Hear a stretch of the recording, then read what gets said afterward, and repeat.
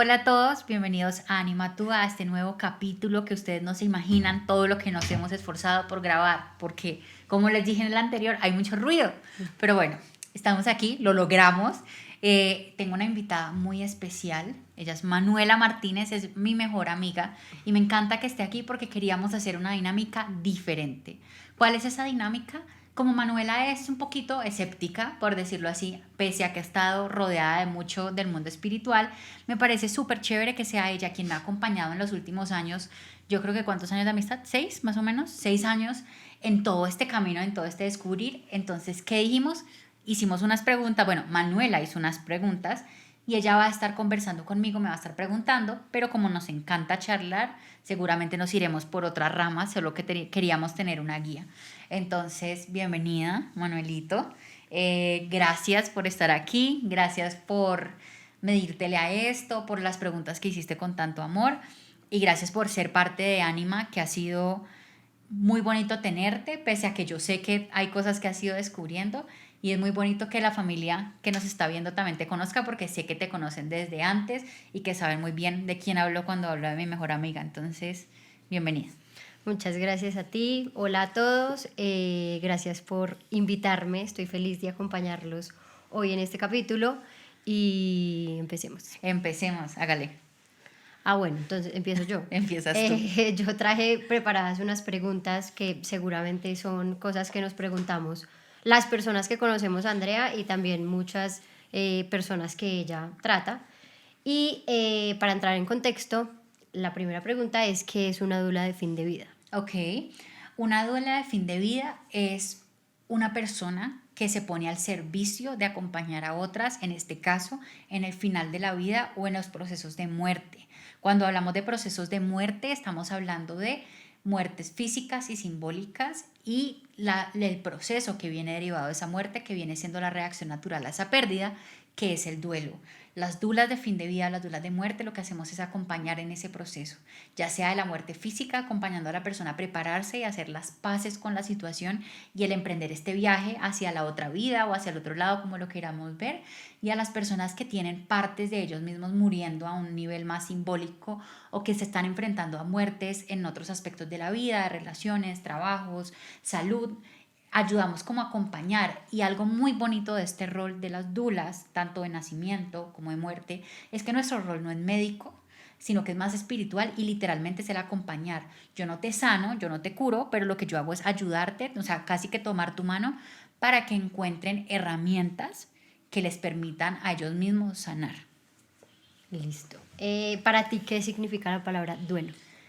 Esta palabra es muy de, este concepto, perdón, es muy del diccionario, pero me parece la forma más genérica de responderlo y luego ya te digo la otra es, el duelo es una reacción natural a una pérdida. Literalmente es una, y por decir natural, es algo que vivimos todos cuando hay una pérdida que nos impacta. Entonces, a partir de ahí, a partir de esta reacción natural, yo siento que el duelo son dos cosas. Es un espacio y es un proceso. Un espacio en el que yo me permito integrar todo lo que estoy perdiendo, lo que estoy viviendo, y un proceso en el que yo me permito integrar para sanar. Entonces, ella es así, para que sepan. Entonces, básicamente, eso podríamos verlo, concepto como reacción, como espacio y como proceso. Perfecto, listo. Bueno, ya sabiendo como estos términos, estos dos términos que pues están muy presentes en Anima Tua, quiero saber tú cómo descubriste que existían las dulas de fin de vida. Yo no tenía ni idea que eso existía y fue un gran descubrimiento porque yo quería hacer eso, solo que no tenía un nombre.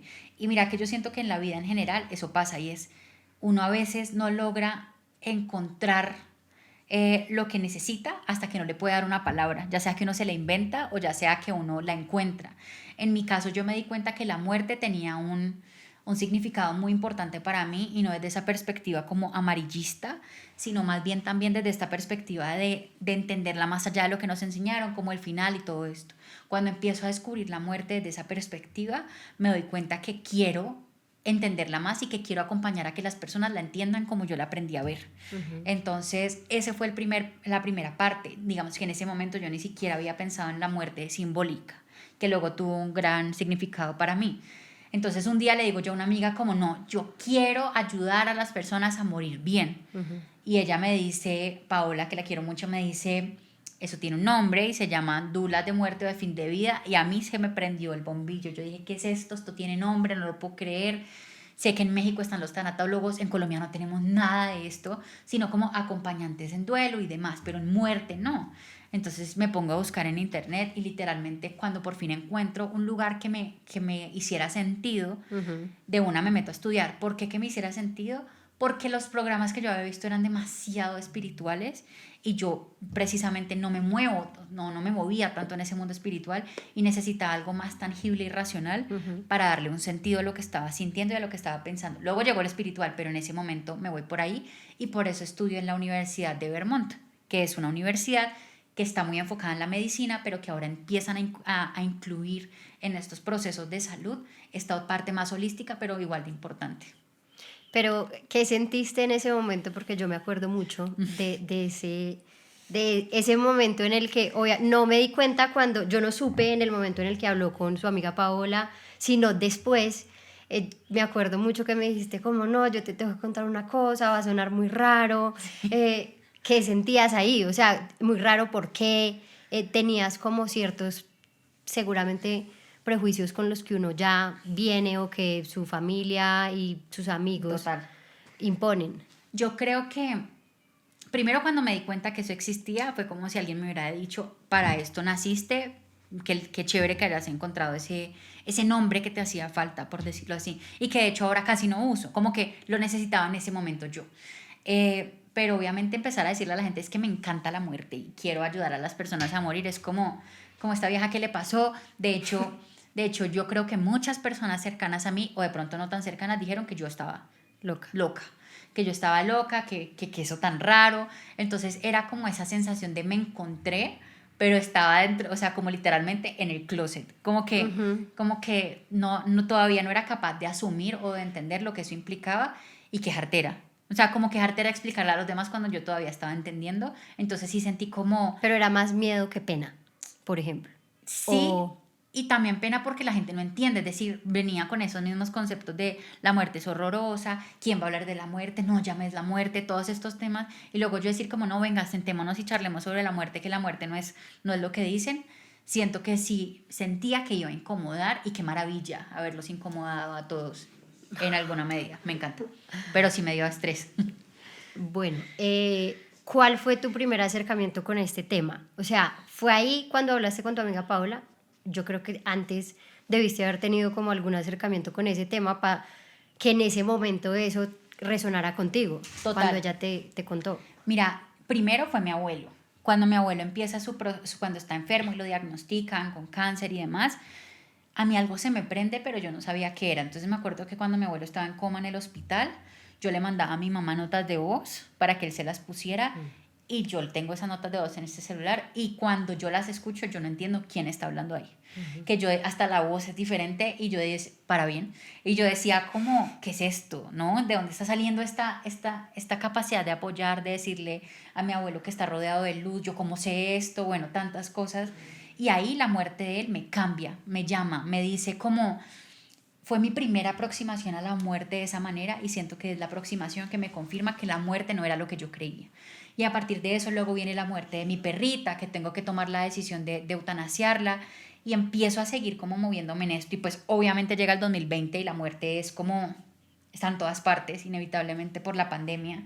La abuelita de mi ex esposo también se enferma de cáncer, también muere y ahí es donde yo siento que ella también me enciende la chispa y empiezo a ver yo como todo este proceso y empiezo yo a asumirlo de una forma diferente y me doy cuenta que hay vida después de la muerte y eso me motiva a querer entender más, conocer más y ahí ya se queda. Después llega Susan, que es este perrito tan espectacular que también me enseña sobre la muerte y ya con Susan y con la abuelita de mi ex esposo fue como es ya y ahí empiezo a tomar acción.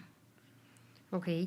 ¿Cómo tomaron tus personas cercanas tu nuevo rol, el nuevo rol que decidiste seguir? Como mamá, papá, en ese momento esposo, amigos, como a quién le contaste o quién simplemente se dio cuenta y supiste que dijo algo. O sea, ¿cuál fue la reacción como que tú sentiste de las personas que te rodeaban?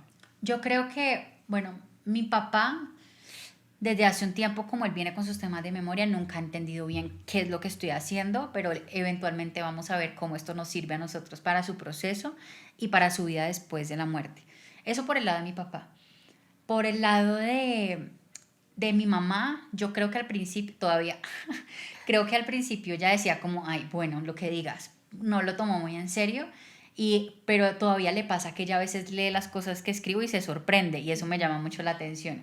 Mi ex esposo, no sé, creo que no le, o sea, creo que él no cree en nada de estas cosas, pero no es de este escepticismo de no creo, pero estoy dispuesto a conocer, sino que es como no creo, no creo y pues bien por ti. Entonces no fue, creo que fueron más como las personas que dijeron no que las que dijeron sí, y eso que yo creo que más bien me motivó. Por ejemplo, por el lado de mis amigos, pues estuviste y creo que fue como, yo creo que es raro que a uno le digan eso, pero creo que siempre fue como, dale de una, hagámosle, y siempre fue ese apoyo no solamente de bien por vos, sino que fue como, hagámosle, trabajémosle. Eh, Siento que igual hubo ese escepticismo porque yo soy una persona inconstante en algunas cosas, constante en otras, pero yo me tomé esto con el alma y desde que lo cogí nunca más lo volví a soltar. Creo que en la medida en que la gente fue viendo que esto era algo en serio, empezó a cambiar la mirada y lo más bonito ha sido amigos no tan cercanos o conocidos que han ido reconociendo esto y que de hecho han buscado estos espacios para ellos mismos y para su familia. Eso me ha hecho muy feliz porque siento que entonces en medio de todo y de la dificultad de hablar de la muerte, las personas se han ido acercando calladitos de a poquito, pero ahí están. Ok. Y digamos, no tener ese, porque claro, uno tiene lo que dices, tuviste mi apoyo, apoyo de algunos amigos, pero digamos, ¿cómo fue ese no tener el apoyo de la persona que está contigo todos los días de tu vida? Mira, ¿qué me pasó con Paola? Y antes de eso quiero hacer un paréntesis. Yo no sé si estás oliendo, ¿no te huele diferente? Sí, mucho. Ujú. Mira, ahí hay, o sea, ¿tú también lo hueles? Bueno, ¿No? hay un olor que es súper diferente. Esa es una señal, para que vean. Y ese es el señor de al lado No. estornudando. Pero esta es una No, señal. no, no, no. Es No, una, no. hay alguien aquí, qué bonito porque Ay, entonces, súper bonito. Estoy véanla, súper cómoda, relajada. ese olor es un olor bonito porque es palo santo.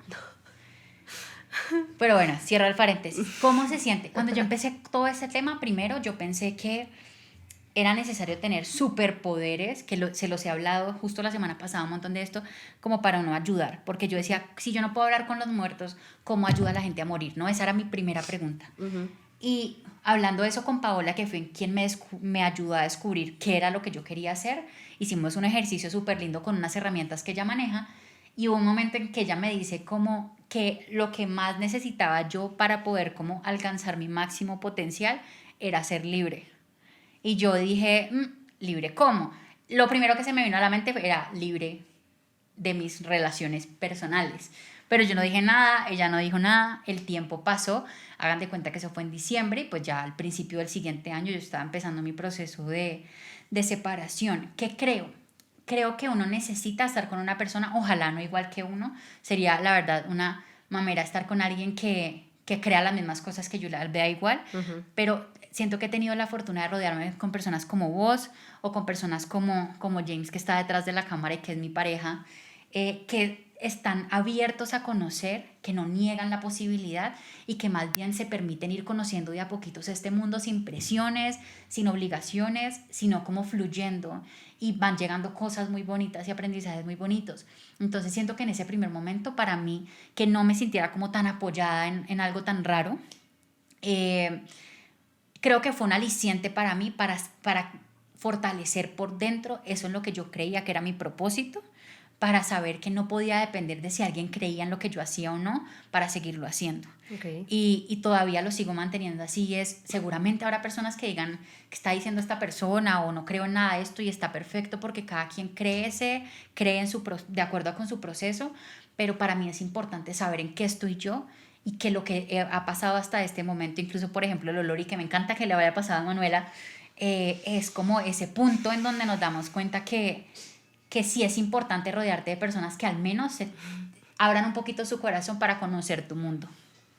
Ok. supiste de alguien, no sé, por un amigo, de un amigo, algo, de personas que hicieran comentarios sobre lo que estabas haciendo? O sea, ¿cómo lidiaste con ese, lo que digan los demás de lo que estabas haciendo? Con las personas. Inicialmente fuiste súper abierta con el tema o fuiste cerrada y después como que fuiste aflojando o cómo fue? Es que de hecho Anima iba a ser algo oculto, yo no iba a dar la cara, yo no iba a decir quién estaba detrás de Anima, simplemente iba a subir cosas sobre la muerte y chévere, pero luego fue la necesidad como de transmitir, no transmito lo mismo, bueno, ahora lo he logrado un poco más escribiendo que hablando, entonces me tocó dar ese paso y lanzarme al vacío, y con las personas más cercanas fue como un tema de no exigir, pero sí pedir como ese respeto por lo que estaba haciendo, Ujú. y ver que si había alguien que no lo respetaba y que simplemente pensaba que estaba loca, pues creo que no era una persona con la que yo quería estar en este proceso y en este camino, porque vuelvo y digo, todo es absolutamente respetable, pero precisamente respetable. Entonces sí, hubo comentarios, hubo cosas, seguramente todavía las hay, pero más allá de eso es como siento que Anima me ha permitido decantar un poco también sobre lo que yo soy, porque yo siempre he visto a Anima como mi mejor versión, es como lo mejor que yo puedo ser en la vida es Anima. Estamos de acuerdo. Y, y entonces ese proceso de acercar personas nuevas o afianzarlas de antes y sacar otras personas de mi vida ha sido un proceso difícil pero bonito que me ha permitido también como dar más de mí y expandir un poquito esa parte mágica que tiene Anima. Ok. Y durante todo este proceso, ¿quién te ha guiado? ¿Has tenido algún guía que tú digas como que te muestra como un camino o simplemente tú decidiste aventurarte y empezar a estudiar y arrancar?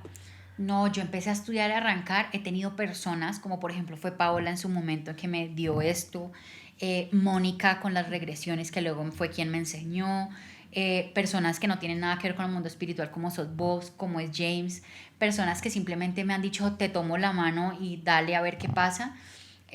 Pero no ha sido como una persona en específico, sino como varias personas que van apareciendo a lo largo del camino, justo para algo puntual, que me ayudan, me aclaran, me sostienen y vamos caminando todos juntos. Eso era otra respuesta. ¿Qué esperabas? Tu abuelo. Ah, perdón. Sí, lo que pasa es que entiendo por qué esperabas otra respuesta. Todo el mundo sabe, yo les he dicho que Diego ha sido un actor muy importante en Anima y que ha sido, digamos que una parte súper importante del proceso y del camino. Siento que él han puesto precisamente esas personas en el camino, las palabras correctas, las herramientas correctas, y con él yo he podido ir como caminando. He sentido muchas veces que él es una de esas personas que escribe en Anima, que no soy yo, que escribe él. Después de su muerte me di cuenta que él escribía mucho y que escribe muy como yo. Entonces es muy sentimental, muy emocional, muy melancólico a la vez, y siento que él ha estado ahí, sobre todo, más que todo al principio. No porque ahora lo haya dejado de sentir, sino que creo que era como su compromiso conmigo a nivel Ujú. del alma, como yo te dejo marchando, y eso ha sido tanto Diego como mis guías espirituales, como Nana ahora que hace parte de ese mundo, y como otros que han ido apareciendo para mostrarme precisamente el camino. Y lo bonito es entender eso, que ellos actúan también ayudándome a encontrar las personas correctas para ese punto del camino, y que eso es lo que me ha ayudado a seguir caminando, a seguir avanzando y a estar. El tipo de preguntas que me estás haciendo, y es más bien cómo fue para ti, yo bien como soy, que yo te dijera que iba a hacer esto y que yo te hable de tantas cosas que son tan nuevas para ti como para mí también. ¿Cómo ha sido y qué crees tú? O sea, ¿qué crees que me pasó a mí? Bueno, inicialmente creo que pues nunca pensé como que estuvieras loca ni nada por el estilo, pero sí decía, o sea, como que me parecía raro que eso fuera lo que quisieras hacer porque sentía que siento que eres una persona muy sensible y que a veces puedes llegar a cargarte con las emociones de las personas que están a tu alrededor. Hablo de mamá, papá, pareja, amigos. Entonces el hecho de tener que lidiar como con por ejemplo, con personas en duelo todos los días o alguien que está en un proceso terminal, sentía que podía ser algo donde te pudieras cargar mucho, o sea, sentía que podía no ser lo mejor para ti porque te podías cargar mucho de sus sentimientos, de las historias. Entonces sí me parecía raro, pero creo que a medida que el proceso fue avanzando, tú me contabas también muchas cosas, a André le gusta leer mucho, entonces muchos libros que se leía, me contabas muchas, pues como muchas cosas que leías que eran impresionantes y a mí todo eso me gusta porque adicional yo tengo, pues mi papá es una persona supremamente espiritual y también digamos que de su lado como que habían muchas cosas que él me contaba o cosas que él me decía cuando me quería dar una enseñanza o algo que tú replicabas o viceversa, como que tú ya me habías dicho y que él también las volvía a decir. Okay. Entonces digamos que en todo el proceso como que vi todo el avance, un cambio gigante en ti y, y ya, por ejemplo, verte en acción, como ejerciendo todo el tema de Anima,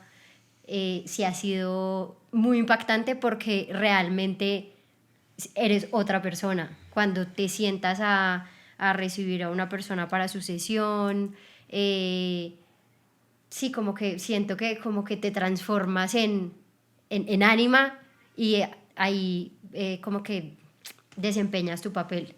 Entonces al principio sí fue como, como que no estaba tan segura, pero yo siempre soy de apoyar a mi gente, pero ya después pues todo fue fluyendo y creo que ya pues tienes una comunidad súper consolidada, clientes, bueno, no sé si se dicen clientes, pero Sí. personas que atiendes, entonces creo que el mismo proceso le va dando a uno como el significado también de lo que fue para ti. Totalmente. Yo creo que sí fue eso y creo que fue como un camino para descubrir y me siento muy honrada de las personas que se le midieron a descubrirlo conmigo porque igual yo tampoco sabía en dónde iba a parar esto o qué iba a pasar, pero igual ha sido un proceso interesante el permitirnos como caminarlo y ver qué encontramos en él. Eh, de hecho, siento que hoy, pese a lo difícil que ha sido grabar, ha sido chévere porque o sea, hemos estado ante la presencia de otros seres que nos han acompañado y que nos están mostrando. Uno, yo creo que fue como la manera de ellos decir, Manuela, obviamente aquí estamos. Y también como darte ese saludo que yo sé que te ha tocado conmigo cuando te digo como hay alguien ahí, no sé quién estuvo aquí y que ha sido como también el perderle un poquito ese miedo. Total. ¿Qué más tienes para ti? Bueno, teniendo en cuenta que la mayoría de personas que tú tratas, creo, no sé, son personas en duelo, no tanto como en un proceso terminal, tú tienes tus propios duelos. Sí. No necesariamente de personas que se han ido, que han fallecido, sino del divorcio, de, no sé, amigos con los que uno se deja de hablar, o sea, muchas cosas. ¿Cómo manejas tus propios duelos en paralelo a los duelos que tú como que acompañas con las personas que tratas? Bueno, eso te iba a decir de algo que dijiste ahorita y es, de acuerdo que yo también me preocupé un poco por ser tan sensible, cómo iba a manejar yo las emociones y las historias de los demás. Tuve la fortuna de que la primera persona con la que trabajé fue Blanca, que he hablado mucho de ella, en los videos la mostré, que perdió a su hijo Pablo y fue una historia bastante difícil cuando Blanca llega y me cuenta todo esto y ella fue la muestra que yo creo que necesitaba y que me mandaron para saber que sí podía acompañar, no desde la carga, sino desde el amor. Y muchas veces hay personas que me preguntan como antes de una sesión, ¿qué haces o qué haces después para soltar, para liberarte? Y la verdad es que no, la verdad es que siento que así es como me mandaron a mí a este lugar, a este momento, para tener como esa posibilidad y esa habilidad de poder acompañar, entendiendo hasta dónde voy yo y de saber que puedo caminar con ustedes, con ellos, sin tener que ponerme como en esa posición vulnerable donde algún día se me apague como la chispa. Con respecto a mis propios duelos y demás, creo que yo creo que difícil en muchos sentidos porque, oigan, sí, hay días en los que uno dice, no me, pues, qué pereza, no me quiero parar, estoy triste, no quiero hacer muchas cosas, pero siento que el tener este compromiso con ustedes también me da muchos motivos a mí para seguirlo intentando y para reunir todos los recursos, toda la información, todas las herramientas que yo pueda para poder seguir poniéndome al servicio de los demás. Siento que Anima fue ese motor que me ayudó a seguir avanzando y siento que si bien a veces, porque no todos, encuentro personas con las que también puedo compartir esa parte, es decir, desde la experiencia de cada uno ir construyendo como esas herramientas, siento que todo me ha servido y siento que he sido muy respetuosa con los procesos de los demás, pero también con el mío, en donde yo me permito ir como procesando. Claro que a veces me pasa que dejo a un lado mis procesos como por no dejar de acompañar los otros y a veces eso sí me pasa factura, como, hey, no le estás poniendo cuidado a esto, no estás manejando ciertas emociones, no te estás escuchando y ahí es donde yo me siento como quemada y necesito hacer un alto, pero también creo que la vida siempre me va a poner eso y es como a mantener ese balance y a entender y me doy permiso desde ya a que el día de mañana que llegue un proceso de duelo más difícil que los que he vivido, yo pueda darme el chance y el permiso de no aplicar ninguna herramienta si no quiero en un primer momento y de saber que si bien tengo este conocimiento y lo he puesto al servicio de los demás, pues en casa de herrero cuchillo de palo a veces pasa y que también está bien asumirme vulnerable, sensible o con mi dolor en el momento en que sea necesario. Y por eso también creo que yo en Anima algo que he buscado hacer siempre es mostrar eso, como que no es como por el chisme ni por la lástima ni nada de eso, sino porque no hay nada que me moleste más en este mundo espiritual que estas personas que se muestran tan perfectas, tan libres de dolor, de sufrimiento, de procesos difíciles, porque es mentiras, o sea, nosotros como seres humanos estamos aquí para aprender y parte de eso va a ser todo este aprendizaje que nosotros vamos a atravesar, que va a implicar duelos, que va a implicar pérdidas, sufrimiento. Y para mí es importante mostrárselo a las personas que me están siguiendo, que se ven conmigo en terapia, porque es como entender que yo no tengo que ser perfecta ni tampoco haber vivido pues el duelo más impresionante de mi vida para poder ponerme al servicio y ofrecerle a los demás herramientas que he conocido, que he desarrollado y que me han permitido a mí ayudar a los demás. Ok. Otra pregunta es, has tenido, creo, en tu vida, las dos muertes más cercanas han sido la de tu abuelo Diego y la de tu abuela Naná. Uh-huh. Diego fue antes de Anima, Naná fue después. ¿Sientes que, como haber empezado todo este proceso, sientes que entre los duelos hay diferencias? Uf. Teniendo en cuenta que ya habías empezado con Anima, ya entendías muchas cosas. Sí, curiosamente, miren, yo era mucho más cercana a Nana que a Diego, pero yo siento que mi conexión con Diego era mucho más profunda, a un nivel que todavía yo no entiendo y que seguramente él sí. Entonces perderlo implicó muchas cosas para mí, pero hay algo que yo siempre supuse antes de enfrentarme a esta muerte y que cuando me enfrenté luego comprobé, es que yo no veo la muerte como la ven los demás y que por ende esa muerte no me genera este impacto que pudo haber generado en otro momento o a través de otras personas. Entonces, eso por empezar.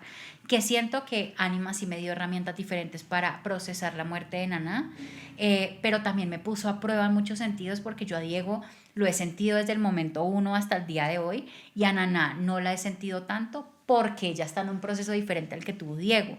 Pero también fue como bueno, ¿qué va a pasar si no sentís a tu abuela?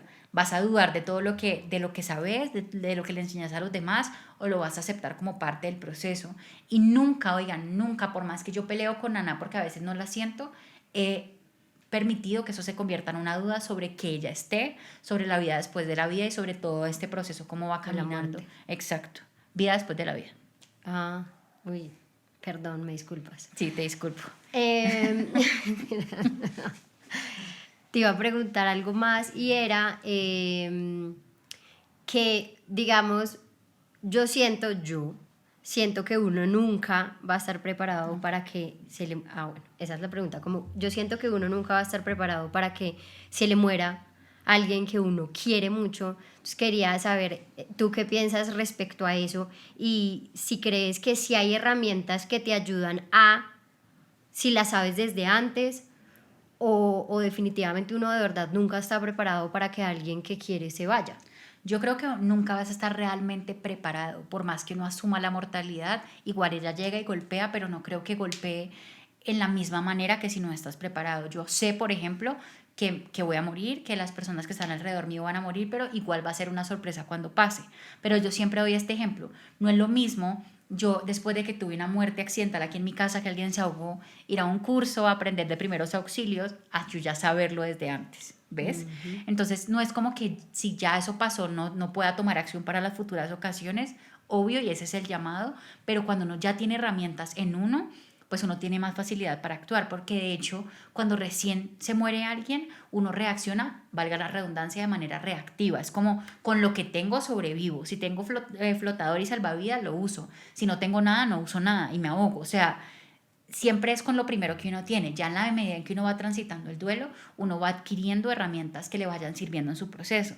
Pero qué diferente es que en el primer momento tú tengas toda esta caja de herramientas, a que a ti te toque ir adquiriéndolas porque no tuviste cómo tenerlas desde antes o cómo utilizarlas. Ahí está la diferencia.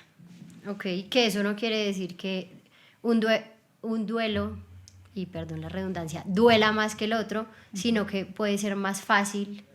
O sea, que la persona de pronto, no sé, hay muchos duelos en los que las personas dicen como, ay, no está llorando, no le dolió. Puede que tenga herramientas que lo ayudan a sobrellevarlo, pero no quiere decir que no le esté doliendo. Exactamente, son las herramientas. No es comparable, no es medible, pero sí nos ayuda muchísimo a tener una mejor, como un mejor suelo, una mejor estructura para poder trabajarlo y para poder vivirlo de una manera diferente y para poder asumirlo y transitarlo. Entonces creo que es por ahí. Sé que se nos está acabando el tiempo, entonces yo creo que seguramente vamos a tener que hacer una segunda parte de este espacio. Si les gustó, nos cuentan para hacerla. Si no, no nos digan nada para saber que no tenemos que hacerla y que mejor evitemos este concepto de entrevista.